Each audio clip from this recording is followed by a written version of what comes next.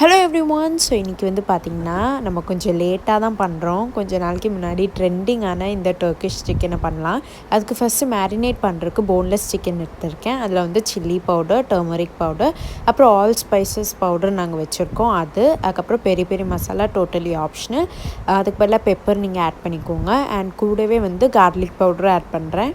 அதுவுமே totally optional தான். அது கூட வந்து லெமன் ஜூஸ், இஞ்சி பூண்டு பேஸ்ட்டு, அதுக்கப்புறம் கொஞ்சம் ஆயில் அண்ட் தேவையான அளவுக்கு உப்பு ஆட் பண்ணிவிட்டு நல்லா மிக்ஸ் பண்ணிக்கோங்க. நான் வந்து ஹனி ஆட் பண்ண மறந்துட்டேன். இது டோட்டலி ஆப்ஷனல். அதையும் போட்டு ஒரு 2 ஹவர்ஸ் போல் நான் மேரினேட் பண்ணிவிட்டேன்.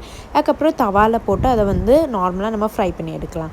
இனி வந்து அந்த க்ரீமி சாஸ் பண்ணுறதுக்கு வந்து ஒரு பேனில் பட்டர், அதுக்கப்புறம் ஒரு டேபிள் ஸ்பூன் மைதாவை ஆட் பண்ணி ஒரு பச்சை வாசனை போகிற அளவுக்கு சாட்டே பண்ணிக்கோங்க.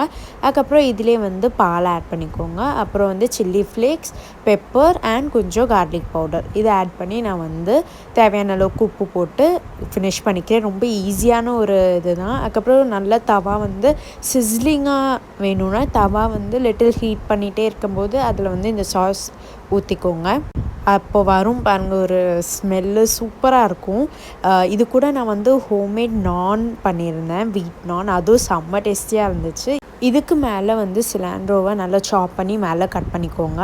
இப்போ இதெல்லாம் எடுத்து சாப்பிடும்போது டேஸ்டி தான். நெக்ஸ்ட் வீடியோவில் பார்ப்போம். மறக்காமல் சப்ஸ்கிரைப் பண்ணுங்கள்.